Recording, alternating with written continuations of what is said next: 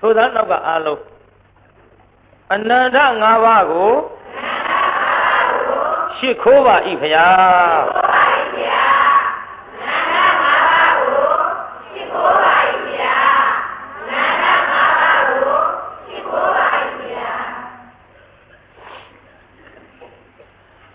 အနန္တ၅ပါးရှိခိုးပြီးတဲ့နောက်တခိုးစုံတွဲပါတယ်ပေဆုံးပွဲပိဿကြီးတခိုးပါတယ်တခိုးကအမေတယောက်တည်းမသိဘူးဇုံတွဲသိပိဿတခိုးဘယ်လိုသိမှာတော့ဇုံတွဲဆိုတော့ဘယ်လိုအတွဲတော့မမေးနဲ့နောက်ပိုင်းဟောရင်ပေါ်လာလိမ့်ဟောရင်ပေါ်လာလိမ့်ကျွတ်တော်သောလောကထွတ်ထသဖြင့်မြတ်စွာဘုရားသခင်ကိုယ်တော်မြတ်သည်သာဝဋ္ဌိပြေမွန်ဇေရဝံကျောင်းတော်မှာတည်င်းသုံးတော်မူစဉ်အခါခုနှစ်အရွယ်ရှိတဲ့သူကျွယ်ရဲ့သားလေးတစ်ယောက်ကိုအကြောင်းပြုပြီးဟောပါတယ်ဗျာအဲ့ဒီသူကျွယ်ရဲ့သားလေးကိုဘာကြောင့်အကြောင်းပြုဟောသလဲအဲ့ဒီသူကျွယ်သည်သူ့သားခုနှစ်ရွယ်ကလေးနဲ့အတူတကွနေလာခဲ့ရမှတနေ့သ၌ကြတော့ဘေးအိမ်တအိမ်ကိုသွားအဖေပဲသွားတယ်ဆိုတာကလေးကမသိဘူးသိရလားပြိဿသိပါဘူးဗျာမသိပေမဲ့ကလေးကပဋ္ဌကုသလကိုပြိဿပဋ္ဌဆိုတာခြေရာကုသလဆိုတာလိမ္မာခြေရာကိုလိမ္မာတယ်ခြေရာကိုကြည့်ပြီးတော့ဘသူခြေရာသူသိသူ့ဖခင်ရဲ့ခြေရာကိုကြည့်ပြီးတော့လိုက်သွားလိုက်တာဟောဘေးအိမ်ကြဆိုသူ့အဖေတွေ့လူလေးတဲ့မင်းအဖေသွားတာမင်းလည်းမသိပဲနဲ့ဘယ်နဲ့ကြောင့်ဒီလိုက်လာနိုင်သတို့ဖခင်တဲ့ဖခင်ရဲ့ခြေရာကိုကြုတ်သိလို့ခြေရာခံလိုက်လာတာပိဿကြီးခုခေတ်သခိုးတွေပေါ်နေတာစုံတော့တွေကျုပ်အဲ့ဒီပညာမျိုးပေးတယ်ကျုပ်လည်းမတတ်တော့ခက်မှန်လားပိဿကြီးဟန်ကြတော့ပိဿကြီးဟောခြေရာခံပြီးတော့လိုက်ခြေရာခံလိုက်လာတာတဲ့နောက်သူ့အဖေကသူ့သားစုံစမ်းလို့၍ဘေးတအိမ်သွားနောက်တအိမ်ကနေပြီးတော့အဲ့ဒီအိမ်ကနေဟိုဘက်အိမ်ကူဟာဟိုဘက်အိမ်ကနေဒီဘက်အိမ်ပြန်ကူဒီဘက်အိမ်ကနေဟိုဘက်အိမ်ကြော်ကူအခုပြီးတော့ရွာပြင်မဲ့ထွက်ရွာပြင်မဲ့ထွက်ပြီးတော့ရွာထဲပြန်ဝင်ပြီးတော့ပြန်ထွက်ပြီးတော့ဇေရဝံကျောင်းသွားဖခင်ကျောင်းတော်သွားဟောသူ့သားလေးကလိုက်လာဟောဗျာခြေသားကြီးကောင်းလိုက်လာပြီသူလေးခင်ဗျာဖခင်ရဲ့တဲ့မင်းအခုကြည်စမ်းဒီကိုလိုက်လာအဖေသွားတာသိလို့လားသိပါဘူးတဲ့မသိဘဲနဲ့ဘယ်နဲ့ကြောင့်လိုက်လာတော့ဖခင်တဲ့သားလိုက်လာခြင်းသည်ဖခင်ရဲ့ခြေရာကိုကြည့်လိုက်တော့အမလီသွားထားလိုက်ကြလားဖခင်ရဲ့သားမွန်းလောက်အောင်ဟိုဘက်အိမ်ကူဟိုဘက်ငါတအိမ်ကျော်ပြီးဒီအိမ်ပြန်လာဒီအိမ်ကလာပြီးတော့တအိမ်ထားကျော်အတော့ကြဟိုပြန်ဒီကောနဲ့မလီရွာပြင်မဲ့ထွက်ရွာထဲဝင်ပြီးတော့မလီကြောက်ထွက်လာတာကိုဗျခဏခြေရာတွေကလည်းဗျာပြောလိုက်တော့မြတ်စွာဘုရားတပည့်တော်သားလေးဒီ9နှစ်အရွယ်ရှိပါသေးသည်ဗျာတပည့်တော်ရဲ့ခြေရာကိုသူသိပြီးတော့ခြေရာ၌ကျွမ်းကျင်လိမ္မာသောသားငယ်လေးဖြစ်ပါသည်ဗျာအဲ့ဒါလို့မြတ်စွာဘုရားလျှောက်တော့မြတ်စွာဘုရားကိုတော်မြတ်ကဟဲ့သူကျွဲတဲ့မင်းသားသည်မြေကြီးပေါ်မှာနင်းထားသောခြေရာကိုသာလျှင်လိမ္မာခြင်းဖြစ်ပါတော့ကွယ်ဟောရှေးတုန်းကနောက်အခါတုန်းကဒီလိုမြေကြီးပေါ်နင်းတဲ့ခြေရာခြင်းမဟုတ်ကောင်းခင်တက်သွားသောခြေရာကိုလည်းလိမ္မာတဲ့ပုဂ္ဂိုလ်တွေရှိဘူးတဲ့သူကျွဲမြတ်စွာဘုရားတဲ့ကောင်းကင်ကခြေရာကိုလိမ္မာတယ်ဆိုတာသိချင်လို့ဘုရားတပည့်တော်အတနာသဖြင့်တရားအခွင့်ပေးပြီးတော့အတိတ်ဇလံကလေးဆောင်းတော်မူပါဗျာရောက်အဲ့ဒါလို့လျှောက်တော့မှမြတ်စွာဘုရားကိုတော်မြတ်ကအတိတေပါရဏတိယအစရှိသဖြင့်ဟောမြတ်စွာဘုရားကိုတော်မြတ်ဟောကြားခဲ့မဟောဘူးလားပြိဿကြီးဟောပါဗျာဟောလွန်လေပြီးသောအခါမှာတရားနာပြိဿကြီးကျွတ်တို့အတ္တမုခိလို့ဆိုတဲ့ဘလူးမတယောက်ရှိအဲ့ဒီအတ္တမုခိခေါ်တဲ့ဘလူးမသည်ဝုတ္တဝင်နတ်မင်းကြီးရဲ့အပိုင်သားပေးခြင်းကိုခံရ အပိုင်သားကဘယ်လိုပေးသလဲအလျားအဖြစ်ယူဇနာ30ဒီကတယူဇနာ73မိုင်ဆိုတော့ယူဇနာ30ဆိုမိုင်ပေါင်းဘယ်လောက်ရှိ390ဒါကြောင့်တရားနာပရိသတ်ဒါလောက်ရှည်လျားတဲ့နေရာသူအပိုင်သားရအနံအဖြစ်9ယူဇနာပရိသတ်အနံအဖြစ်65မိုင်ပရိသတ်ရေအနံကအလျားကကျွတ်တို့390အဲ့ဒီနေရာကိုရောက်လာသမျှသူစားစေဆိုတဲ့အပိုင်စားရခဲ့ဒီအပိုင်စားရထားတဲ့အတ္တမုခိဘလူးမသည်လာသမျှလူတွေအကုန်ဖမ်းစားဒီနေ့ပုံသားတယောက်ကခရီးသွားနောက်ကသူ့ပရိသတ်နဲ့အဲ့ဒီပုံသားကအတော်လှတော့လေကြည်တရားနာပြိဿဘလူးမကလူတွေမြင်တော့စားမလို့တအားပြေးရင်ကနေပြီးတော့ပုံနာမျက်နှာလေးလည်းမြင်လိုက်ရောသူ့အယုတ်ဆိုးသလောက်ပုံနာလှတာတွေ့လိုက်တော့ဟဲလှလိုက်တာပုံနာလေးဟဲမလေးနှာခေါင်းလေးကလည်းသွဲလုံးကနှာခေါင်းနဲ့ပါဆိုင်တော့သူ့ပါဇက်လေးကလည်းလှလိုက်တာကာကြီးလေးလို့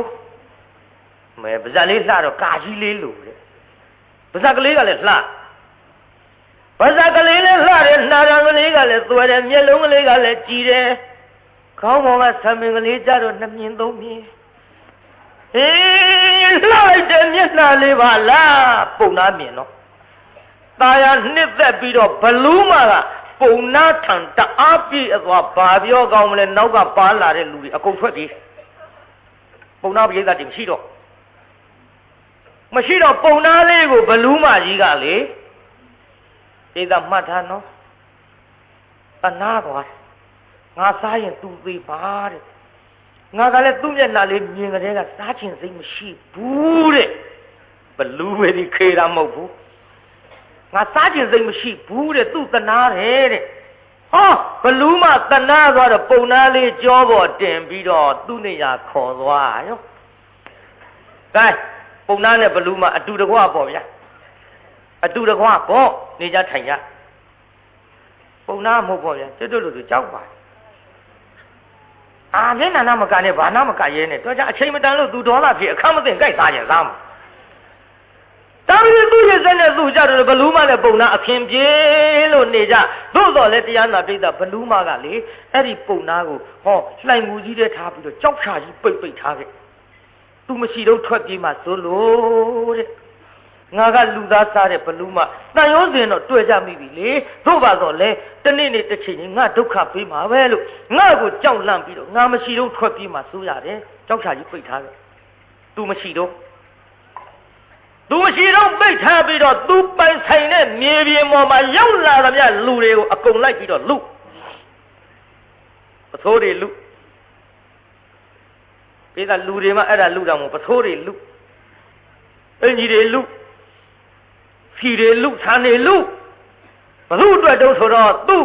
အဟွာအတွက်ပုံနာအတွက်လူပြီးတော့တရားနာပရိသတ်ရေဟောကြည့်အဲ့ဒါတွေသူ့လင်သားကိုပေးရောဒါဝိဒီအင်ကြီးဝိဒီပစိုးဝိရောတို့ကလူသားစားပြီမဲ့လို့မောင်ကတော့လူသားဖြစ်နေတော့ဆန်းတဲ့စီကိုစားတယ်ရောဒါဒီစားတနာစရာနော်ဘလူးမလည်းပြိဿတနာစရာပေါ့သူခင်ဗျာသူကလူသားစားပြီမဲ့လို့သူ့လင်သားအတွက်ဆန်းနေစီတွေအဝတ်ထည်တွေယူပြီးတော့ဒါတွေကိုကျွေးသည်သူသွားတော့ကြောက်ဖြာပိတ်သူပြန်လာတော့ကြောက်ဖြာဖွင့်ဒီလိုနေပြီးတော့လာခဲ့ရဘလူးမသည်သတ်တန်တွေခလို့ဟော9လလွယ်ပြီး10လကြာဖွာပါရောဗျာဒါကျမ်းဂန်နဲ့ပါတဲ့အတိုင်းနော်ဘလူးမလည်း9လ10လပဲလားဖေဟုတ်တယ်9လ10လပဲ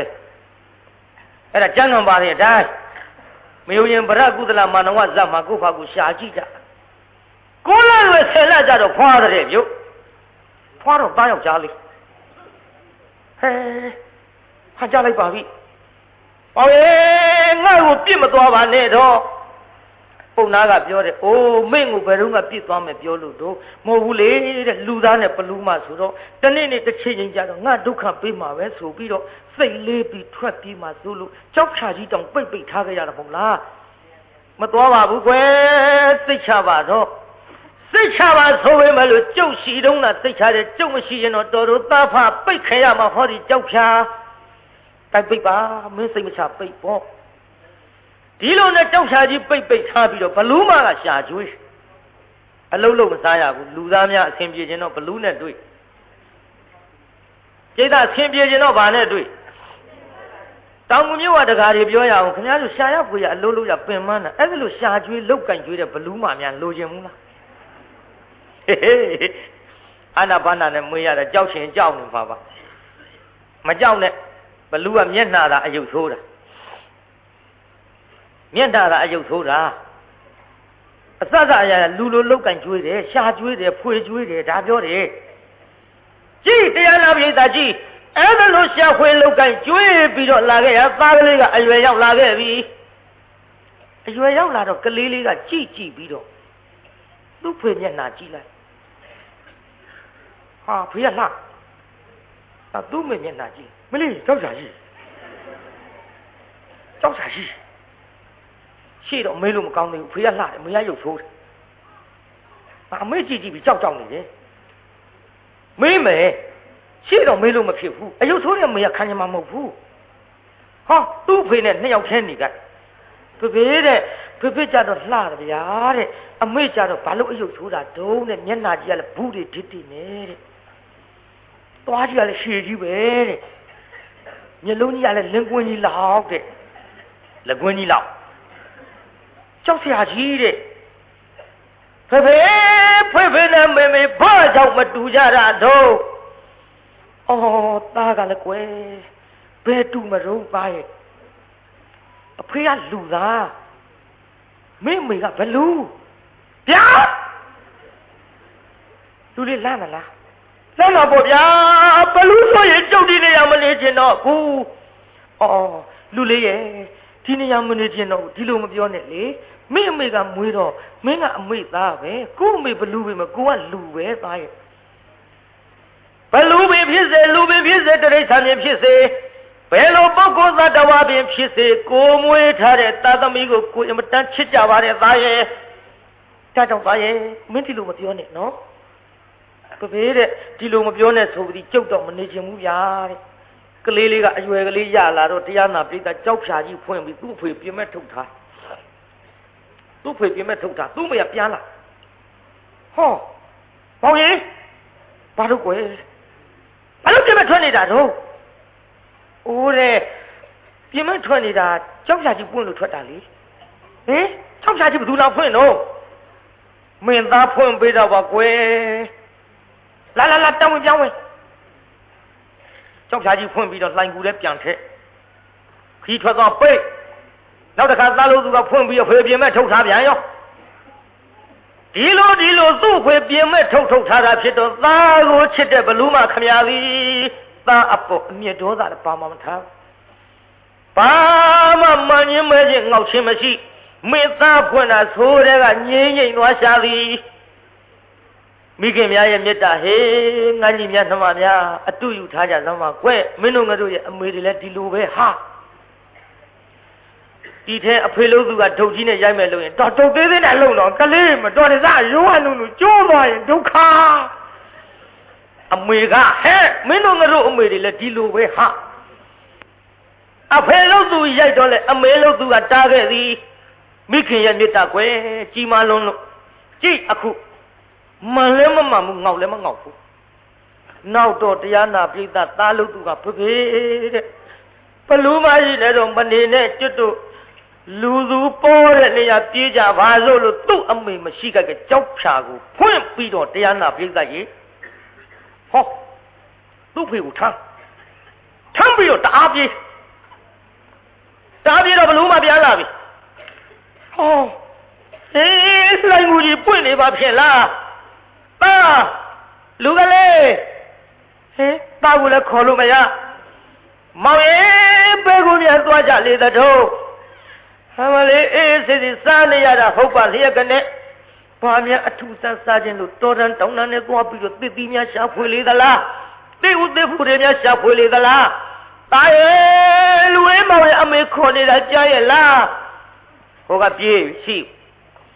မကြတော့တရားနာပြိဿဟောအမေလို့သူကနောက်ကနေလိုက်ခြေရခံလိုက်တော့တွေ့မောင်ဘာလို့ထွက်ပြေးတာတော့အိုးမောင်ပြေးတာမဟုတ်ပါဘူးကွယ်တဲ့မင်းသားခိုးပြေးတာတဲ့အိုးဒါကမောင်လိုက်လို့ဖြစ်တဲ့ကိစ္စပါတာလူလေးလာလေးတာရဲ့သွားကြစို့ဆိုပြီးတော့ပြန်ခေါ်သွားပြီးတော့လှိုင်ကူထဲထည့်ပြီးကြောက်ဖြာပေးနောက်တော့သားလို့သူကနည်းနည်းစဉ်းစားမဖြစ်ဘူးဒီတိုင်းတော့နောက်ကလိုက်လာမှာငါအမေရဲ့အာနာပြန့်နှံ့ရာအရက်ကို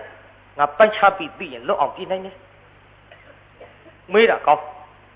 နည်းနည်းမေ့လောက်တဲ့အချိန်ကြတော့အမေပကတ်လို့မမေရဲ့တဲ့ဟိုမမေတို့ကအသက်ကြီးပါတယ်တဲ့သားတို့ကအသက်ငယ်ပါတယ်တဲ့အကယ်၍များမမေတို့ကအရင်သေသွားရင်တဲ့မိဘပစ္စည်းကိုကြံရစ်တဲ့သားသမီးပန်ရိုးထုံးစံမှုအမေမှာဘာပစ္စည်းတွေရှိတော့ခမညာတဲ့ပရိယလေးနဲ့မေးလိုက်တော့လူလေးအမေမှာမင်းတို့လူသားတွေလို့တော့ရွှေတို့ငွေစားတွေမရှိဘူးဘောသားရဲ့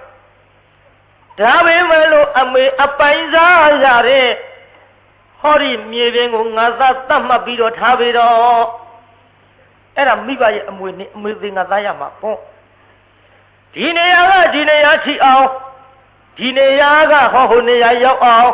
ဒါအမေပိုင်ဆိုင်တဲ့နေရာကွဲ့လို့တရားနာပိဋကအမေခမရကသားကိုချစ်တယ်သူ့ရည်ရွယ်ချက်တွေမသိချဘူးပေါ့သူသားရဲ့ရည်ရွယ်ချက်တွေကိုမသိတော့နေရာလေးတွေတတ်မှတ်ပြီးတော့ပြလိုက်အဲ့ဒီချိန်ခါမှာတရားနာပိဋကသားလို့သူကသိ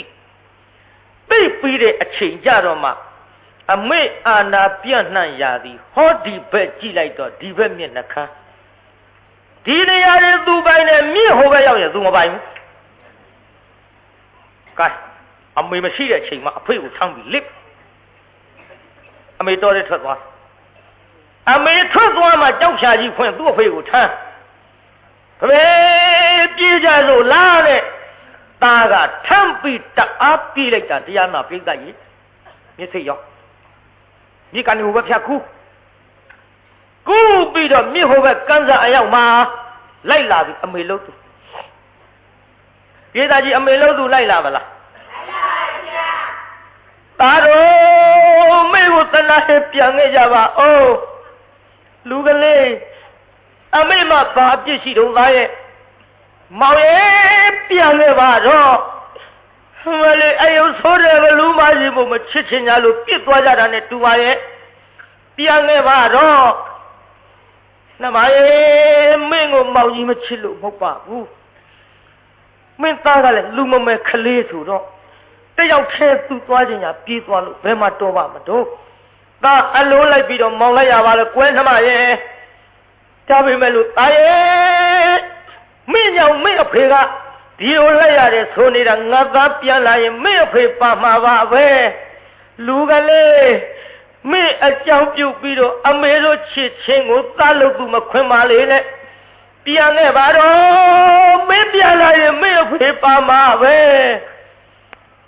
မေခမရကဘလူကျွတ်တို့ကလူသားတော့ကျွတ်တို့နောက်ကိုမလိုက်လေနဲ့ပြောလိုက်တာကွယ်ရရဆက်ဆက်ကြည့်ပြောရပါပဲရဲ့လူလေးမင်းကိုအမေကိုလလွယ်ပြီးတော့ဆဲလာဖွာလာခဲ့တဲ့အမေပါသားရဲ့အမေကိုကြုတ်ချစ်တော့ချစ်တယ်ဗျာခရမ်းကြီးအကြီးကြုတ်ကြိုင်တာမကြည့်ချင်ဘူးလူလေးရဲ့အမေတို့ဘဝဇာတိကိုကဒီရုပ်တူရည်မှုပါသားရဲ့ဒီရုပ်တူရည်မှုပါသားရဲ့အမေကိုမျက်စာကြည့်မကြည့်ချင်တာနဲ့ငါသားဒီလိုပြစ်သွားရသလားမင်းတို့သားဖလည်းရဝရှိအမေသိရမှာပါသားရဲ့ပြန်ခဲ့ကြပါတော့သားတို့ရဲ့အမေဒုက္ခဖြစ်မဲ့မိခင်ကြီးမို့လို့ငါသားတို့အမေကိုပြစ်မထားခဲ့ပါနဲ့ငါသားတို့ပြန်ခဲ့ကြပါတော့မောင်ရဲ့ကိုသားလေးချုံမပြီးတော့ပြောပါဦးပြန်ခဲ့ကြပါတော့ခက်တဲ့ကွယ်မင်းသနာလို့မောင်းပြန်ခြင်းတော့လက်သားလို့သူကလိုက်မှာမဟုတ်ဘူးဟ မလေးတော်ပြန်ရင်လိုက်ပါပါတော့ပြောမေမေမလိုက်ဘူးရက်ဆက်လိုက်တာတာရဲ့ရက်ဆက်ကြီးပြောရပါပဲရဲ့ငါသားကိုကိုလာလို့ဆယ်လာဖွာပြီးတော့နှုတ်ချိုတိုက်ကျွေးပြီးအမေမွေးခဲ့တယ်လေမလေးခုတော့ပြေးလိုက်ကြတာလိုက်လေဝေးလေပါလားလိုက်လေဝေးလေပြေးကြတာတွေမမိနိုင်တော့ပဲသားတော်မြေကြီးချလို့လေအမေပဲလို့နေတယ်မလိုက်နိုင်ပါဘူးလိုက်လေဝေးလေပြေးကြတာတွေမမိနိုင်တော့ပဲပြန်နေခြင်းပဲအမေကိုတနာရင်နောက်ဖက်နှစ်ယောက်လုံးပြန်ခဲ့ပါလားမသွေထားကြတာတပောင်းမဲ့မလေးအသေးတွေကျွန်းလို့လွမ်းမိုးတွေလဲသွေကနေရော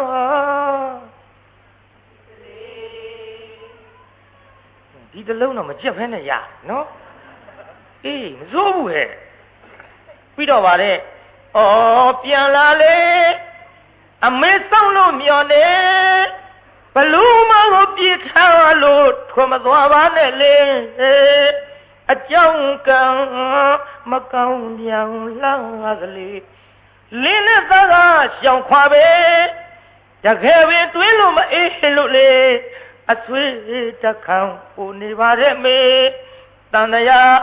ဝတ်နှောင်ရဲ့ဘယ်ခံရငြိမ်နိုင်မှာပြေးရှောင်းကပုံလို့တန်ရောစင်တွေတကယ်မယုံနိုင်မေ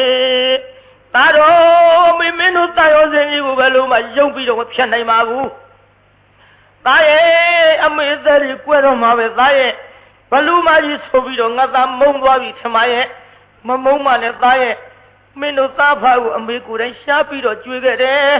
ဟမလေးဟောဒီတောင်းပြလွတ်တဲ့ခွေးမကြီးလို့အမေကိုထားခဲ့ကြတော့မှလားသားရဲ့မထားခဲ့ပါနဲ့သားရဲ့လို့မင်းအမေငါအသေးမှာကိုင်ဆွဲကလည်းပြည်တယ်မောင်ရဲ့ပြန်လှဲ့ကမလာတော့ရင်ဖြင့်မင်းကိုလေအမေလေးပညာပေးလိုက်မလေးပြည်သားကြီးဘာပေးမှာလဲတော့ပညာပေးမယ်သားရဲ့အမေကိုမသနာဆုံးကသားတို့သွားကြပါတော့ဒါပေမဲ့လို့လူမမဲသားလေးပညာမရှိလို့ရှိရင်ငါသားကြီးလူဘဝအခင်တန်းနှိမ့်ပြီးတော့စောက်နေအတွက်အခက်ကြုံလိမ့်မယ်သားရဲ့ငါသားကိုအမေပညာပေးလိုက်မယ်ဟောဒီစိတ်နာမဏိမန္တန်ကိုငါသားကြီးယူသွားပါတော့သားရဲ့မြစ်တစ်ဖက်ကားနေပြီးတော့အမေသင်တဲ့ပညာကိုငါသားကြီးရအောင်ယူသွားပါတော့အမေပေးလိုက်မကွယ်လို့သမုံရွှေတွေအမေသင်ပေးလိုက်မလေတရနဲ့တူနဲ့တက်အမဒီတိုင်းပါပါကိုဗျဟောပါတာပြောပါတယ်သမုံရွှေတွေအမေသင်ပေးလိုက်မလေမောင်မချစ်ပေမဲ့အမေရဲ့မေတ္တာရဲ့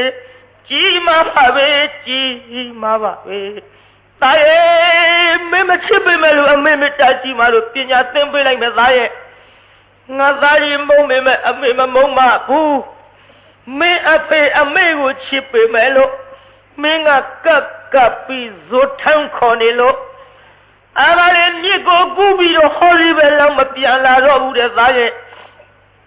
ငါသားတို့မရှိရင်လည်းအမေသက်ရှိမှမဟုတ်ပါဘူးဟောဒီပဲလူမကြီးရင်ကွဲပြီးတော့သိရမှာပါသားရဲ့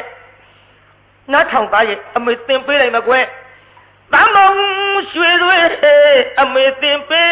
လိုက်မလေမောင်မချစ်ပေမဲ့အမေရဲ့မေတ္တာရဲ့ကြီးမားပါပဲကြီးမားပါပဲ12နှစ်အထက်ကခိုးသူချီယာငါတွေရှာလို့တွေ့နိုင်မယ်ပစ္စည်းဥစ္စာအမှန်မကွာရတော့မလေးတာရဲ့12နှစ်အထက်ကပျောက်ဆုံးတဲ့တခိုးထားတဲ့ပစ္စည်းတွေကိုငါသားကြီးခြေရခံလိုက်နိုင်တဲ့ပညာအမေသင်ပေးလိုက်မယ်ယူသွားတော့သားရဲ့ဆိုတော့သားလို့သူကဒူးလေးထောက်လက်အုပ်ကလေးချီမမေ ဟုတ်ကဲ့ကျွန်တော်ကိုသင်ပေးပါမေမေရဲ့မေမေဘလူးနဲ့လူသားအတူနေဖို့ကျုပ်လေညာတိုင်းအိမ်မပြောဘူးမေရဲ့အမေကိုချစ်တော့ချစ်တယ်ဒါပေမဲ့ကျုပ်ကြောက်တယ်အမေရဲ့ဒါကြောင့်ကျုပ်မနေခြင်းဘူးအမေထံကပညာကိုပေးမယ်ဆိုရင်တာရိုးသေးကတော့ပြီးတော့နာယူပါမယ်အမေလုံးစုကနေပြီးတော့စိန်နာမဏိမန္တန်လေးပေးလို့ဒီမန္တန်လေးယူသွားပြီးတော့လေမန္တန်လေးဆိုတော့လေခမည်းတော်ကခြေရာကိုသိနိုင်တဲ့မန္တန်လိုချင်မှာပဲလိုချင်ပေမဲ့လည်းကြမ်းကန်တဲ့ကမန္တန်လို့သာပါတယ်အဲ့ဒီမန္တန်ကဘာမှမပါတော့ခမည်းတော်လည်းပြောပြလို့မဖြစ်ဘူးပြောပြလို့မဖြစ်ယုံတယ်မကဘူးကြမ်းကန်တဲ့မြအဲ့ဒီမန္တန်ပါတယ်ကျုပ်ကအရင်ယူမှာဟုတ်တယ်စိန်နာမဏိမန္တန်နဲ့ဗျခြေရာကိုမြင်နိုင်တဲ့မန္တန်ပဲပေးလိုက်အဲ့ဒါလို့ပေးလိုက်တော့တလို့သူခမည်းကဒူးလေးထောက်လက်အုပ်ကလေးချီလို့မေကျုပ်မှတ်ပါတယ်ခမည်းကျုပ်ယူသွားမဲ့ခမည်းနဲ့ဒူးကလေးထောက်လက်အုပ်ချီပြီးတော့ပညာကိုအရသင်လိုက်တော့ပညာလဲတတ်ရောမှတ်မိပလားကွဟုတ်ကဲ့မေကျွန်တော်မှတ်မိပြီခမည်း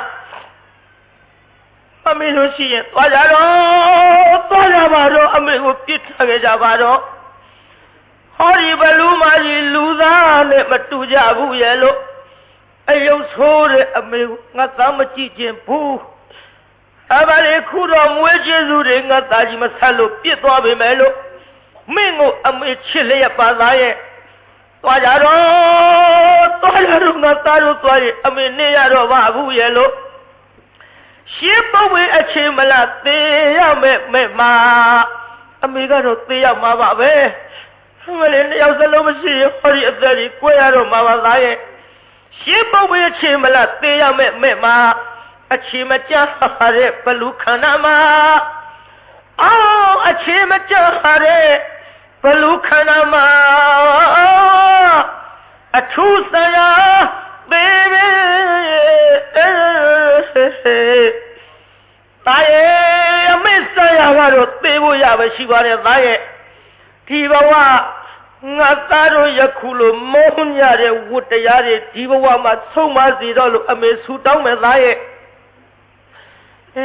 အခြေမကြတဲ့ဘလူခန္ဓာမှာအခြေမကြတဲ့ဘလူခန္ဓာမှာအထူးဆရာသေ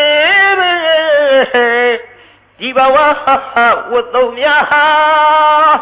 အမေခံစားရတဲ့ဝတ္တရားတွေဒီဘဝနောက်ဆုံးဖြစ်ပါစေတော့ဒီဘဝဝတ်သုံးများဟာဒီဘဝဝတ်သုံးများဟာလွတ်ဆုံးစေရသူတောင်းပါရဲ့လေ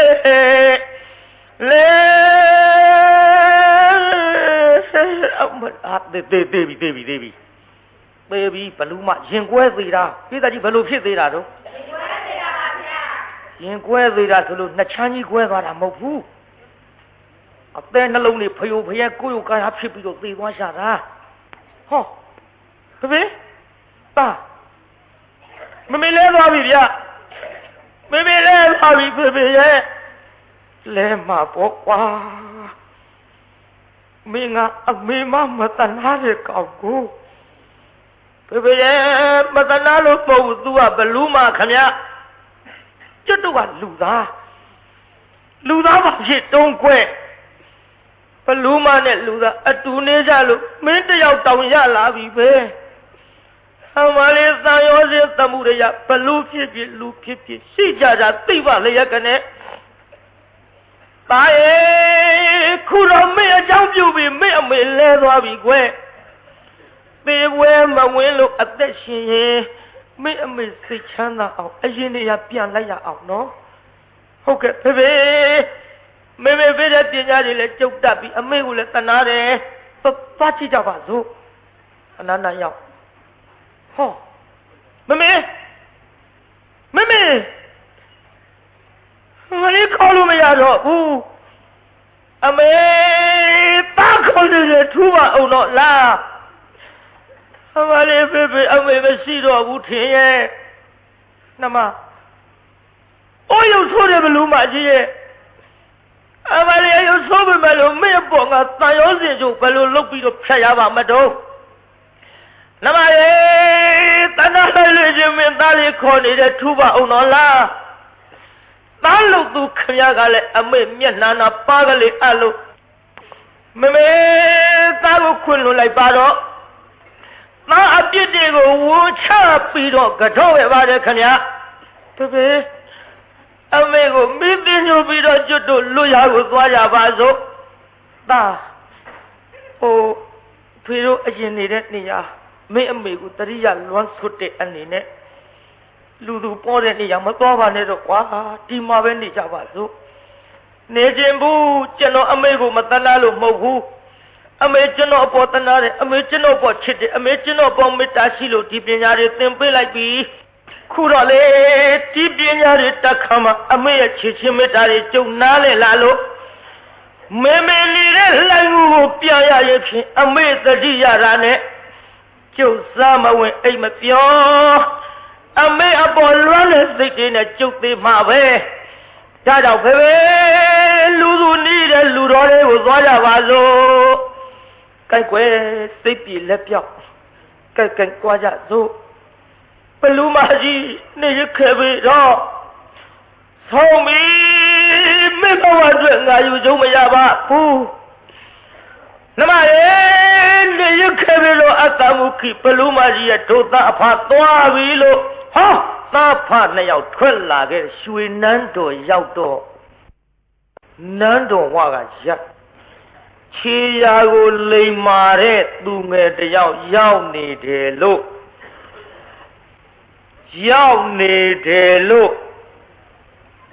ဘုရင်တော်ဥတင်ပေးကြပါ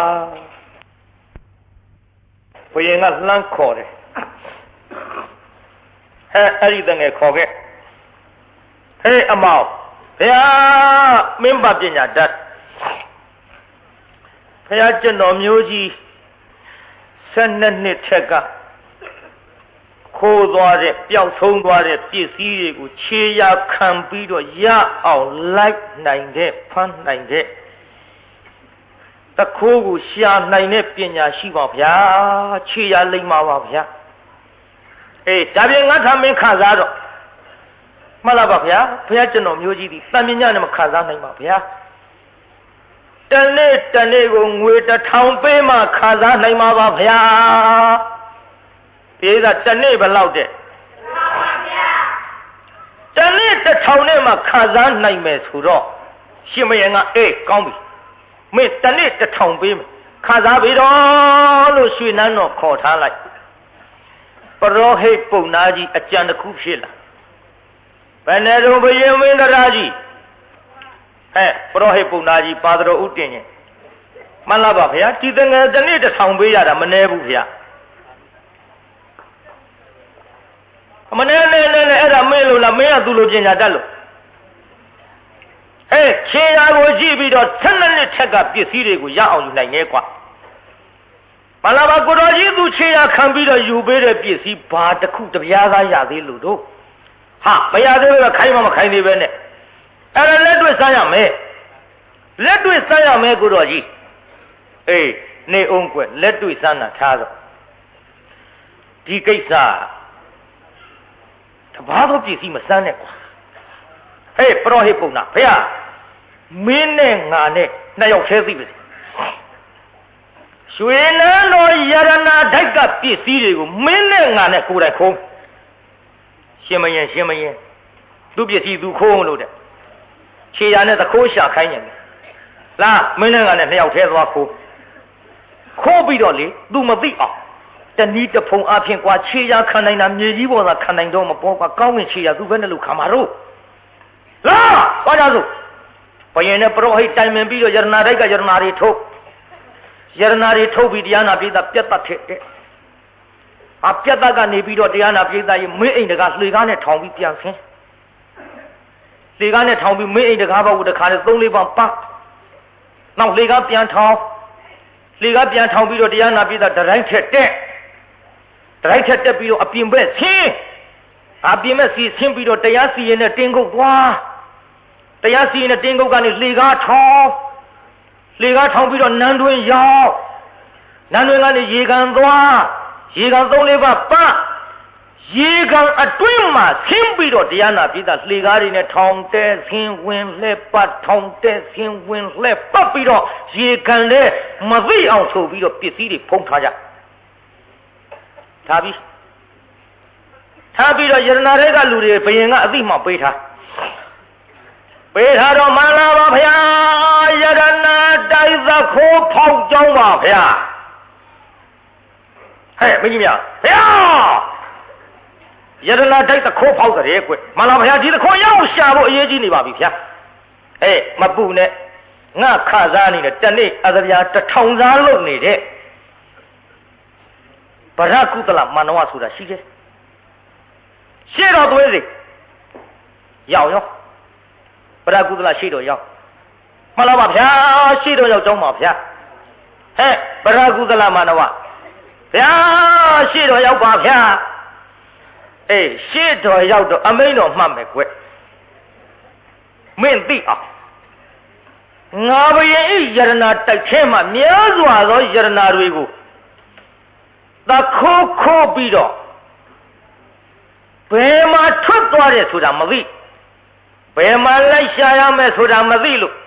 12နှစ်ထက်ကခိုးရပါပစ္စည်းတွေကိုခြေရာခံပြီးဖမ်းနိုင်တယ်ဆိုတဲ့မင်းအလှည့်ကြလာပြီဘယ်လိုလုပ်မလဲမှန်လားပါဗျာဖခင်ကျွန်တော်မျိုးကြီးတာဝန်ရှိပါသည်ဗျာသို့ပါတော့လေဘယင်ပိုက်ဆိုင်တဲ့ယရနာတိုက်ထဲကပစ္စည်းတွေကိုခိုးခြင်းသည်အဆောင်အကျက်တည်မြန်မထားလို့လားဗျာထားရဖို့ခွဲဆောင်ကြတယ်ဆိုတာနေရောညရောတော့မအိပ်ဖဲပဲနေနိုင်မှာမလို့သူတို့အိတ်တုံးအလစ်ခိုးသွားတာနဲ့အတူပါရဲ့မှန်လားပါဗျာမှန်လားပါဗျာကျွန်တော်မျိုးကြီးတာဝန်ထားတော်မူပါဗျာထားတော်မူပါဆိုပြီးတော့ရှောက်ကြည့်လိုက်ခြေရာခံပြီးရှောက်လိုက်ဟာပြတ်တက်ကန်ဆင်းမင်းအိမ်တကားကို3ပေါက်လောက်သွား3ပေါက်သွားပြီးတော့လှေကားထောင်ပြီးတော့တဲတတိုင်းအထက်ရောက်တတိုင်းအထက်ကနေအပြင်ဘက်ထွက်နောက်တရားစီရင်နဲ့တင်းခုတ်သွားကြည့်လှေကားထောင်နန်းတွင်ရောက်ရေကန်ဆင်းရေကန်3-5ပါးလက်စသတ်တော့ရေကန်နဲ့ထားပြီးဒီပြတ်သက်ပြန်တဲ့သွားတာပါလားပြီးရောပိဿမြေကြီးပေါ်ကခြေရတယ်မဟုတ်ဘူးကောင်းငင်ကခြေရပါခံနိုင်တာအဲ့ဒီလိုလဲသိရောဒီပစ္စည်းခိုးခြင်းသည်ရွှေနန်းတော်အပြင်ဘက်ကလာမခိုးရွှေနန်းတော်တွင်မှဘယင်မင်းတရနဲ့ပရောဟိတ်ပုံနာရဲ့ခြေရာတွေပါလားပြီးပင်ပညာတော်လဲကလေးကအလေးသို့သမင်းခါယောက်ျားကန္နာသစ်ပင်ဟိုးရှေ့တုန်းကသူတော်ကောင်းတွေဆိုစဉ်စကားရှိကြဒီကိစ္စဘယင်မင်းတရနဲ့ပုံနာလို့မြငါကသွားပြီးတော်ဥတင်လိုက်ပါကငါငွေ1000ပေးလို့ငါအားကိုရဖြစ်သောဘယင်သည်ငါအားဘေးဖြစ်အောင်ဒုက္ခပေးတော့မှာပါလားကယောတို့တော်လည်းတော်ဥတင်မှာဖြစ်မှန်လားပါဗျာမှန်လားပါဗျာပရကုသလမန္နဝဗျာဘယ်လိုလဲဟိပစ္စည်းသခိုးတွေတွေ့ရယရနာတွေခိုးသွားတာတွေ့ရလားကွမှန်လားပါဗျာယရနာတွေတွေ့ကြောင်းပါဗျာဘယ်ကတွေ့တော့ဟိယရနာတွေရေခံတွေကတွေ့ပါဗျာပရကုသလပစ္စည်းတွေကိုတွေ့ချင်းကိစ္စမင်းရေခံမှုတည်သလားမဟုတ်ပါဗျာခြေရာတွေကအဖင်းအတက်တွေနဲ့အလွန်များများလှပါဗျာဘယ်လိုများရလဲကွမှန်လားပါဗျာဟောဒီရွှေနန်းတော်ပြတ်သက်ကနေပြီးတော့မင်းအိမ်တကားကို3-5ဆင်းပါဗျာ3-5ဆင်းလေကားထောင်ပြီးတော့တရရဲ့ပြင်ဘက်သူထွက်ပါဗျာတရရဲ့ပြင်ဘက်ကနေပြီးတရားစီရင်တဲ့တင်းကုတ်တရားစီရင်တဲ့တင်းကုတ်ကနေပြီးတော့လေကားထောင်တက်ပြီးတော့နန်းတွင်းရောက်နန်းတွင်းကနေရေကန်3-5ပါရေကန်တွင်းထားပြီးတော့မှမှန်လားပါဗျာသူတို့ရဲ့ခြေရာကဟောဒီပြတ်သက်သူပဲပြန်ရောက်ပါဗျာပစ္စည်းတွေဒီမှာရှူစားတော်မူပါဗျာပရကုသလပစ္စည်းတော့ရပြီကွာတခိုးလို့ချင်း မှန်လားပါဗျာပျောက်ဆုံးတဲ့ယရနာကြီးရရင်ဖြင့်တခိုးပြီးဘယင်မင်းတရားကြီးအပြန်ရလို့ဘာအကျိုးရှိမှလဲဗျာအကျိုးရှိမရှိကွာအဲ့ဒီတခိုးငါသိခြင်းမှန်လားပါဗျာမသိခြင်းမှလည်းတခိုးမရလို့အကျိုးမရှိတာကိုဘုရားကျွန်တော်မျိုးကြီးသရဥတင်ပါမယ်ဗျာယေနာသိမ့်သံတိဒုက္ခိတံယေနာသိမ့်သံတိအတုရာအစရှိတဲ့ဂါထာလေးရွတ်ပြီးတော့မှန်လားပါဗျာလောကရှိနေကြတော့တတ္တဝါတွေမှာထမင်းအသက်9ရက်ရေအသက်1ရက်ဆိုခြင်းအပြင်ရေသည်အားကိုးရလူတွေမှာဖြစ်ကြပါတော့လေပါတလိညီသောစောင်းသမားသည်စောင်းကိုလေပင်မှာချီ၍မရနဲ့တကွရေထဲသို့ဆင်းပြီးကူးကြသောအခါစောင်းပေါက်ထဲကရေဝင်၍လူတွေရဲ့အကူရာဖြစ်သောရေသည်လူတွေရဲ့သေဆုံးရာဘေးဖြစ်ခဲ့ပါတော့သည်ဗျာဒီဥရာတုံဆောင်းတာကိုသိသဖြင့်တခိုးကိုအသင်မင်းကြီးသိတော်မူပါလောသိတော်မူပါလောဒီသာကြီးနားထောင်တော့သူပြောတဲ့ဥရာယုံလေးတွေပုံဝတ္ထုလေးတွေရေဒီလူတွေရဲ့အကူရာဖြစ်တဲ့ကဲ့သို့တဲ့အကိုရဖြစ်တယ်လို့ပဲလူတွေရဲ့ဘေးဖြစ်ပြီးတော့ရေကြောင့်လဲလူတွေသေဆုံးခဲ့ပါတယ်ဗျာသူဆိုနေတာကတိုင်းပြည်အုပ်ချုပ်သောဘုရင်ဒီလူတွေရဲ့အကိုရဖြစ်တော်လဲထိုတိုင်းပြည်အုပ်ချုပ်သောဘုရင်ကြောင့်လဲလူတွေမှာဒုက္ခဖြစ်တတ်ပါတယ်တခိုးမပြခြင်းဘူးလို့ဆိုတာပြိဿကြီးမင်းပြောတဲ့စကားတွေငါသဘောမပေါက်နားမလဲဘူးတခိုးရအောင်ဖမ်းပေးမှန်လားပါဗျာထပ်ပြီးတော့တော်ဦးတင်မယထာဘိဇာနိရုဟန္တိတတ္တာပဋ္ဌယတိခိတာမှန်လားပါတော်ဦးတင်မမယ်ဗျာတဲ့ဘုရားကျွန်တော်မျိုးကြီးပြီတော်ဦးတင်မဲ့ကိစ္စဘယင်ဒီပညာညာနဲ့သင်ခြင်းရင်သိပါလိမ့်မယ်ဗျာပြောသားမြေကြီးသည်လူတွေရဲ့ယတ္တိယပါဗျာအယတ္တရားဘောကမြေကြီးမရှိလူတွေပဲနေဖြစ်လိမ့်မလဲမှန်လားပါဗျာမြေကြီးသည်လူတွေရဲ့အားကိုးရာယတ္တရားဖြစ်ပါဗျာအိုဒိန်ဒီတယောက်ဒီမြေကြီးကိုမြင်ညက်နဲ့နဲပြီးတော့အိုးလို့ဖုတ်၍ရောက်မြေကြီးထဲမှာတွင်းတူးပြီးတော့သူ့အလိုရှိတဲ့မြေနဲ့အလုပ်လုပ်ခဲ့ပါဗျာမြေကြီးဒီသူ့အားကိုးရအသက်မွေးကြောင်းဖြစ်ခဲ့ပါဗျာသို့ပါတော့လေသူတူးထားတဲ့လှိုင်တွင်းထဲသို့ဝင်နေကြမိုးကြီးပြီးထန်စွာရွာသဖြင့်၎င်းတွင်းကြီးထဲသို့ရေတွေကျပြီးမြေပြိုပိလို့သူအားကိုးရဖြစ်သောမြေသည်သူရဲ့အသက်သေးစရာဘေးဖြစ်ရပါတော့သည်ဗျာ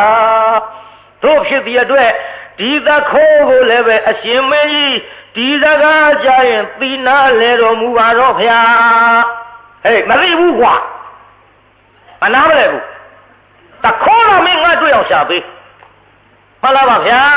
တခိုးနဲ့ဘာအကျိုးရှိမှလဲအကျိုးရှိမရှိကွာငါတခိုးမိရင်ငါတခိုးမိတဲ့ကျင့်နဲ့ပြငါ့ကိုတခိုး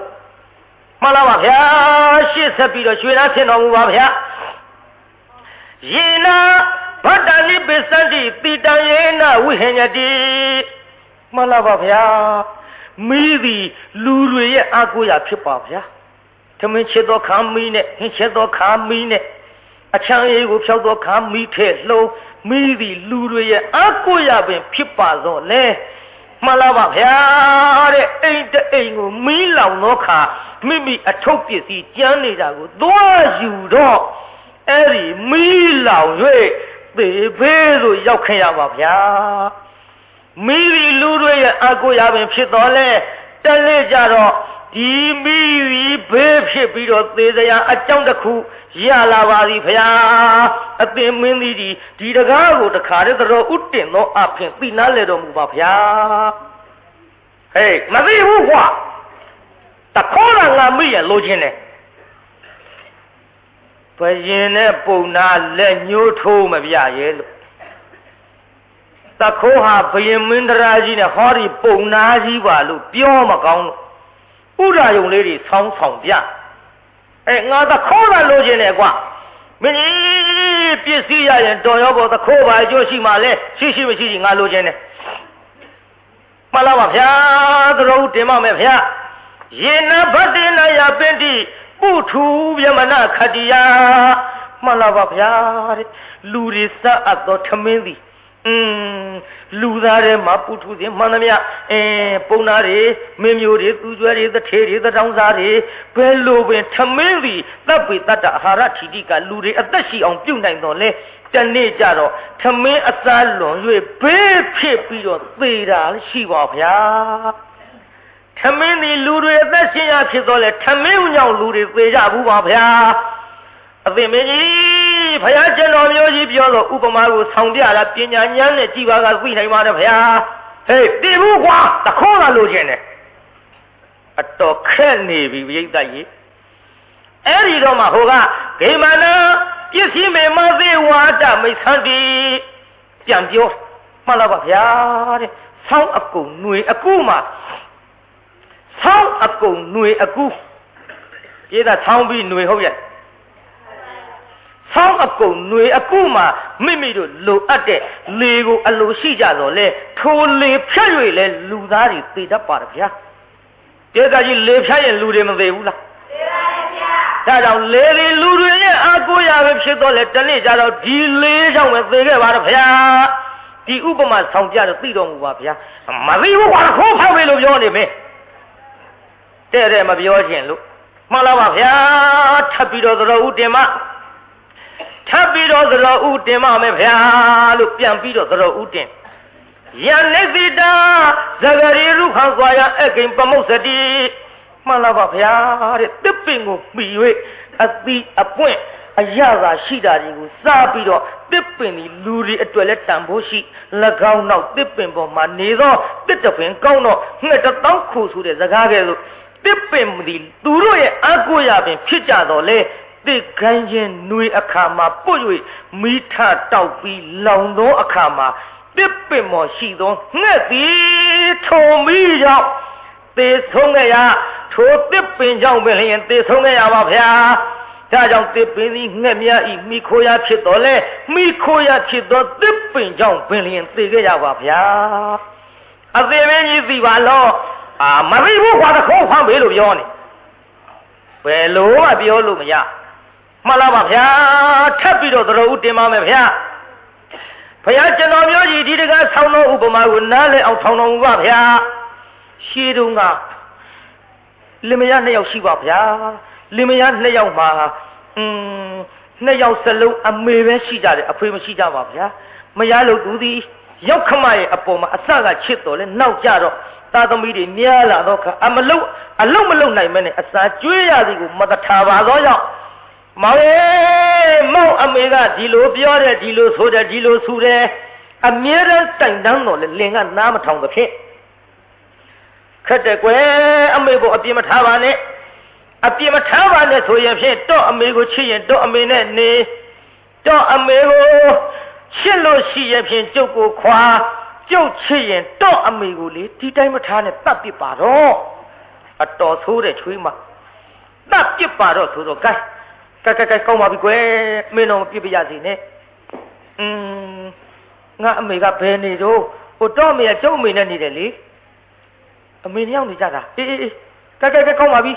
ငါအမေကမင်းအမေနဲ့နေတယ်ဆိုတော့ဟိုငါတတ်မယ်လေငါတတ်ပါမယ်ငါတတ်မယ်အမေဆက်ရအောင်သွားပြီးတော့မင်းအမတ်တင်ညာလေးထားကြည့်တော့အမတ်တင်ညာထားကြည့်တော့ဆိုတော့တရားနာပြိဿသူ့အမေကို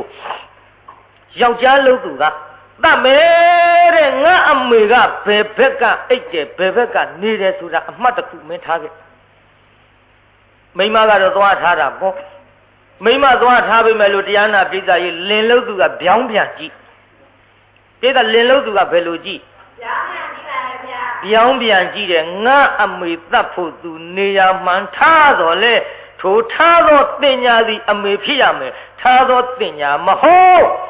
ပြောင်းပြန်ဘက်ကငါတတ်ရရင်ဖြင့်ကောင်းမှာပဲဆိုပြီးတတ်လိုက်တော့ဟောမိမရဲ့အမေသေရောပြုပြစ်တာဘသူအမေသေတာတော့မိမရဲ့အမေသေတော့သွားကြည့်ဟော မလေးငါမေသေးပါဘောလားငါမေသေးရဲ့သိမေလဲသတ်တော့ကိုင်းတာဖြင့်သတ်မယ်တို့အမေကိုတုတ်တန်သွားပြီးမီးရှို့ကြစို့ခေါ်သွားရောလင်းအမေကိုတုတ်တန်သွားပြီးတော့မီးရှို့ကြဖို့ထားကြမသွားတယ်တုတ်တန်ရောက်ဟဲ့မီးပါလားမီးရှို့ရဟောမီးချင်းပါဘူးမီးချင်းပါသွားယူကြည့်ဟိုကြောက်ကြည့်လည်းမသွားရဲဘူးကြောက်သွားလည်းကျုံးမနေရဲဘူးလာအတူတူသွားရအောင်မိချင်းအတူတူပြန်ယူတော့မိမကြီးကတရားနာပြီးသားလေကလေးတိုက်တော့နိုးလာဟဲ့ဟုတ်တော့မလေးပြီးလိုက်ရောက်နေပါလားပြီးလိုက်ရောက်နေပြီတော့လန့်သွားတယ်ပြီးလိုက်ရောက်နေပြီဆိုပြီးလန့်သွားတန်တော့ငါမိချို့မလို့သူတို့တတ်ကြမလို့ဆိုပြီးတရားနာပြီးသားအဲ့ဒီမိမကြီးကလေဒီမဲ့ဟောတစ်တုံးတစ်ခုငါအကြောင်းသိရမယ်ဆိုပြီးတစ်တုံးတစ်ခုကိုလေအဲ့ဒီသူ့ဖုံးနဲ့အဝတ်တွေနဲ့ဖုံးပြီးတော့ဟောတော့ထွက်ပြေးပြီးတရားနာပြီးသားရေလှိုင်ကူကြီးတစ်ခုတည်းသွားနေတော့တရားနာပိဋကဟိုသခိုးတယောက်ကလည်းပစ္စည်းတွေခိုးပြီးတော့လှိုင်ကူကြီးထဲထည့်ထားတာကိုပိဋကညသူ့ပစ္စည်းကိုသွားယူမယ်ဆိုပြီးညချမ်းခါသွားတော့အဲ့ဒီကြောက်လို့ပေမဲ့ဘေးကြောင့်လှိုင်ကူထဲဝင်နေတဲ့မိန်းမလည်းမြင်လိုက်ရောဟာဘီလူမာကြီးဆိုပြေးပြီးတော့ဆရာတယောက်သွားခေါ်ဆရာဘလူအာရန်ဘလူးနေဘယ်မဲ့လို့ဟိုလှိုင်ကူထဲမှာရှိတယ်လာပါဒီမဲ့ကျုပ်ပစ္စည်းတွေထားတာဆရာရဲ့အဲ့လှိုင်ကူထဲမှာဘလူးမဝင်နေတယ်ဟေးလာသွားလို့သွားစို့ဆိုပြီးဆရာလုံးသူကတရားနာပိဋကအရင်သွားဆရာလုံးသူအရင်သွားတော့တရားနာပိဋကဆရာလုံးသူကသူ့မြင်တော့ဟဲ့ဘလူးမအိုးဆေးဆရာငါဘလူးမဟုတ်ဘူးလာဒီလားဒီမဲ့ရတနာပစ္စည်းတွေတင်းနေငါနဲ့ခွဲယူကြစို့လာငါဘလူးမဟုတ်ဘူးခွဲယူကြစို့အာငါနဲ့ဘယ်လိုယုံရမှာတို့ကဲမယုံလို့ရှိရင်လေဟောငါရှာဖို့နင်းရှာလေးတင်စားဖေးဆရာကလည်းဆရာအားရရှိတကူမိမရှာဖို့သူ့ရှာလေးသွားတင်ဘာပြောကောင်းမလဲဟိုမိမကတခါတည်းရှာကြိုက်ဖြတ်ချိုက်မလေးအလောရှာမရှိတော့မပြီးဘူးဒီကရှာမရှိတော့ပြီးရလားမပြီးတော့ဘူးရိတ်ဆိုင်ကိုကားဖြစ်အာဘလူးပဲဆိုပြီးသွေးဆက်တန်ဆက်တွေနဲ့ပြေးတာဟောရတနာဒုတ်ကြီးသူတယောက်ထဲရတော့ကိုအိမ်ပြန်သွားတော့လေမြင်ပြီးချွေးမကဟုတ်တော့အမေဘယ်နဲ့တော့မသေးတာတော့ဟိုငါမသေးတာဒီလိုဆိုပြီးတော့တရားနာပရိသတ်ကြီးပြောပြလိုက်ပါရောပြောပြလိုက်တော့လက်စားတတ်တော့သုတ်တံမှာမိဘုံမော်တင်ပြီးတော့မိအရှို့ခိုင်ဒီလိုပစ္စည်းတွေရသကိုသွားပြီ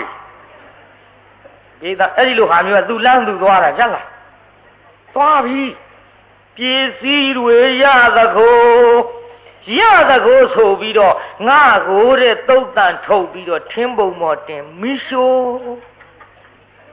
သူ့လင်ကိုပြောတာသူ့လင်ကလည်းအားလိုက်တဲ့လူတရားနာပြိဿသူ့အမေလိုပစ္စည်းတွေရလိုက်မယ်ဆိုပြီးသူ့မိမထင်းပုံပေါ်တင်ပြီးမီးရှို့လိုက်သေးရောသေပြီးအိမ်ပြန်ရောက်တယ်နောက်ရကြပြောတယ်မေးတဲ့ကျုံမိမခုတည်းချင်းရောက်သေးဘူးနော်တဲ့သေတဲ့လူဘယ်တော့ပြန်လာတယ်ကြားဘူးယောက်ျားရုပ်မိမစကားနားထောင်အမေကြတော့သေရအောင်ကြားဟေးရှင်မသေတဲ့လူဘယ်တော့မှပြန်မလာဘူးကွအမေကြပါလို့ပြန်လာတော့အမေကမီးရှို့ခန္ဓာအမေမှတ်နေလားအဲ့ဒါတစ်တုံးထားပြီးတော့ငါလှိုင်ကူထဲဝင်ပုံးလို့ဒါလှိုင်ကူထဲကသူများခိုးထားတဲ့ပစ္စည်းငါအချောင်ရခဲ့တာဗျာဒါပြပြန်မလာတော့ဘူးပေါ့လာဘူးဘယ်တော့လာဘူးမင်းလည်းအဲ့ဒီသွားကြင်သွားလေးဒုက္ခပါပဲမရကိုငါအကိုရဖြစ်ပေမဲ့လို့အခုတော့ငါအကိုရဖြစ်သောမရကြောင့်လဲဒုက္ခတွေဖြစ်ခဲ့ရပါဘောလားမှန်လားပါဗျာတဲ့မရဖြစ်သူမိမသည်ယောက်ျားများရဲ့အကိုရဖြစ်တော်လဲအဲ့ဒီမရကြောင့်လဲယောက်ျားတွေဒုက္ခဖြစ်တတ်ပါဗျာဒီလိုပြောလိုက်တော့တရားနာပိဋကကြီးကျမ်းဂန်နဲ့မပါတော့လဲမှတ်သွားကြ မိမများသေးလဲယောက်ျားတွေကိုအကိုရဖြစ်ပေမဲ့လို့အကိုရဖြစ်တဲ့မိမတွေလည်းယောက်ျားကြောင့်ဒုက္ခဖြစ်တတ်ပါတယ်ဗျာတို့အပြတ်မြန်ကြည့်သွားပေါ့ဒါကြောင့်မင်းသိတော်မူပါတော့လို့ဘယ်လိုပင်ပြောတော်လဲဟေးငါမသိဘူးငါမသိဘူးတခေါ်တော့ငါမရောက်ဖမ်းပြီမှန်လားပါဗျာတော်ဦးတင်မောင်းမယ်ဗျာဖခင်ဒီဟိုသားကိုအားကိုးပါဗျာအားကိုးလို့လဲသားစုလေးတောင်းပါဗျာသားစုတောင်းလို့သားကလေးလည်းရပါဗျာဘယ်လိုပင်သားအားကိုးပြီးစုတောင်းလို့သားအားကိုးရဖြစ်ပေမဲ့လို့ငယ်ရွယ်စဉ်အခါကျွေးတော်လဲအသက်ကြီးသွားတဲ့ချိန်ခါမှာအလုံးမလုံးနိုင်လို့အရာမဝင်တော့လို့လုံအားမရှိတော့လို့အဖေကိုနှင်ထုတ်သဖြင့်ဖခင်ဒီအဝေးမှာတောင်းစားပြီးတော့သူများရဲ့တိမ်ကောင်းရင်နာမှာပြစ်စလက်ခတ်သိရပါဗျာဒါကြောင့်မင်းကြီးသိတော်မူပါလို့ဖခင်လို့ဘယ်လိုမှသတော်ဥတင်လို့မရတော့အဲ့ဒီချိန်ခါမှာဖခင်အလောင်းတော်ကဖခင်အလောင်းတော်ပိဋကဗရကုသလဆိုတာဘု து အလောင်းတော်ဖခင်အလောင်းကနေပြီးတော့တိုင်းသူပြည်သားလူများတို့ဇနဘုတ်သားတို့ငါပြောနေတဲ့စကားဒီသင်တို့သည်ရိပ်မိကြပြီမဟုတ်တုံးလားရိပ်မိတယ်ပြီးတယ်ဘယ်လိုသိကြပါလဲအသင်မင်းသားလေးအသင်မင်းသားသည်ရှင်မင်းအပမကပ်ပြီးတော့မင်းခါယောက်ျားလုံးနေရပါစီမင်းခါယောက်ျားဖြစ်ခြင်းကြောင့်မျက်နှလူလိုက်အကြိုက်ကိုတင်းနေတော့လေဘယင်သဘောမပေါက်လို့သူတို့ကိုယ်တိုင်ခိုးထားသည်ဖြစ်မယ်လို့ကျွန်ုပ်တို့ရိပ်မိသဘောပေါက်ကြပါသည်အသင်မင်းသားမနဲ့တိုက်ပြေအုပ်ချုပ်တဲ့ဘယင်နဲ့ဟောဒီပရောဟိတ်ပုံနာသည်သူတို့ကိုယ်တိုင်ယရနာတိုက်မှာထုတ်သူတို့ကိုယ်တိုင်ပြတ်တတ်ထဲမှာနေပြီးတော့မိအိမ်တကားဆိုသုံးငါဆင်းသေကားထောင်တဲ့တတိုင်းအပြင်မဲ့ထွက်တရားစီရင်တင်းကုတ်ရောက်လှေကားထောင်တဲ့နန်းတော်ရောက်ရေကန်ဝင်းသုံးငါပတ်ပြီးတော့ရေကန်တွင်းထားတာသူတို့နှစ်ယောက်ကြည်စမ်းกว่าဟဲ့ကောင်းလေးမထားနဲ့ဒီရှုံးရင်မထားနဲ့ဒီပုံနာဘယ်နဲ့ပြသူတို့ကိုယ်တိုင်ခေါ်ပြီးတော့တက်မင်းသားလေးဒုက္ခပေးမဲ့ရှင်မရင်နဲ့ပရောဟိတ်ကိုင်းလာလေဟောတူတွေနဲ့တင်းဖုတ်တွေနဲ့ဆောက်တွေနဲ့လက်နဲ့ကိုယ်စီဝင်ရိုက်လိုက်တဲ့တရားနာပိဋကဟောနန်းရင်ဖြင့်အဲ့ဒီနေရာမှာတခါတည်းမာလကကြွသေရောသေဗလားပိဋကတယောက်ထဲလားနှစ်ယောက်ဘယ်သူနဲ့ဘယ်သူတော့ဘယင်နဲ့ပုံနာသေဗလားပိဋကကြီးခိုးလို့သေတာလားမခိုးလို့သေခိုးရင်တိုင်းလူပြည်သားကထားရဲ့တိုင်းလူပြည်သားကခိုးနေတော့ဘယင်ကထားရဲ့တခိုးဆိုတာဘယင်ကြိုက်သလားတခိုးကိုတိုင်းလူပြည်သားကကိုကြိုက်တယ်ဘုန်းကြီးတွေကကိုကြိုက်တယ်လူတွေကကိုကြိုက်တယ်မကြိုက်ပါလို့ခိုးရခွက်ကြနော်မကြိုက်တော့မကြိုက်ဘူးခိုးတယ်ခိုးတာကိုရှင်မရင်မကြိုက်လို့ခိုးတော့ကတော့ဘယင်ကိုယ်တိုင်ခိုးလို့ဘယင်သေးတယ်အခုတိုင်းပြည်အုပ်ချုပ်တဲ့အစိုးရကတော့ခမရတို့ဥပဒေတွေနဲ့ထားလို့စစ်ဖို့ခိုးစစ်ဖို့လည်းမထားဘူးရာရှိတွေခိုးရာရှိတွေလည်းမထားဘူးဒီတမျက်နှာလိုက်ပြီးထားရလားပြည်သားဥပဒေကခိုးတာကိုသဘောမကျလို့ဒီခိုးမှုဒီလိုသေးတတ်ပါတယ်လို့ဆိုလေဟောဒီဇလန်းကိုကျုပ်နာမည်ပေးထားလိုက်တာကတခိုးဗါတဲ့ပြည်သားတခိုးစုံတွေသေဆုံးွယ်အဲ့ဒီလိုသေတော့မှကျွတ်တို့ဖယားအလောင်းတော်ဖြစ်တဲ့ဗရကုသလလေးကိုရှင်မရင်မြောက်လိုက်ပါတယ်ဗျာဘာမြောက်လိုက်တော့ပြည်သားဖယားအလောင်းတော်လေးရှင်မရင်ဖြစ်တဲ့ချိန်ခါမှာဏီကုန်းခဘအပိသလို့တကားတော့ပင်သားသည်မြေပြင်မှာထင်းတဲ့ခြေရာကိုမြင်နိုင်တော့လေခိုးတော့ကကောင်းငင်ကခြေရာကိုမြင်နိုင်တော့ငါဖယားအလောင်းဒီဗရကုသလကတ္တဝလီထိုခါကဗရကုသလရဲ့ဖခင်ကွဲ့လို့မြတ်စွာဘုရားခေါ်ကြတော်မူသောဆုံးမှာသားဖနှစ်ယောက်ဒိဋ္ဌိနဲ့ဝိသိကိစ္စကွာလို့သောတာပန်တည်ကြပါတယ်ဗျာတကဘာလုံးမှာမြတ်တတာချမ်းသာကိုစိတ်မြဲပါစေ အားလုံးကိုယနေ့ညကြွရောက်လာကြတဲ့တရားနာပရိသတ်ကြီးချမ်းသာကြပါစေအားလုံးကိုယနေ့ညကြွရောက်လာကြတဲ့တရားနာပရိသတ်ကြီးကျမ်းမာကြပါစေအိမ်ပြန်ပို့ကြပါစို့အတ္တကေဟေပြောသမျှဟောသမျှတွေကသဘောမကြပဲအပြစ်တွေ့ကြလျင်ရှင်ရင်နဲ့ဘုံမုန်းစိတ်တွေဖြစ်ပြီးအသေးသေးသောမိမိတို့ရဲ့ဌာနသို့နိဝတ္တတုသီခရစ်သာပြန်ကြပေတော့နိဝတ္တတုမေတ္တာရဲ့ပခါဖြောင်းလိုက်မယ်ပြစ်ပရာတွေဝေးရသမျှစီရောခြေသာရဆွေကလျှံပြီးကိုယ်စိတ်နှပြချမ်းသာစွာဖြင့်မှန်စွာမနေပြောင်းပါလေတော့ပြောင်းကြစေကုန်သတည်း